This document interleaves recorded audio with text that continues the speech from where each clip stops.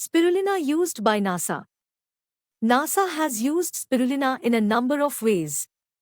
It has been used as a food supplement for astronauts on long-duration space missions, providing essential nutrients and helping to regulate the immune system. NASA has also studied spirulina as a potential resource for growing food in space. In addition, scientists have conducted experiments with spirulina to explore its potential applications in environmental health and water purification.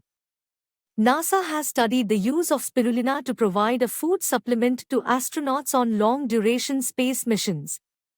The high content of protein, vitamins, minerals, and other nutrients in spirulina make it a desirable food source for astronauts. Research conducted on the International Space Station, ISS, has shown that spirulina can be grown in microgravity, as well as in simulated Martian soil. The use of spirulina as a food source on space missions is currently being studied, and NASA is currently exploring the potential use of spirulina in future space missions.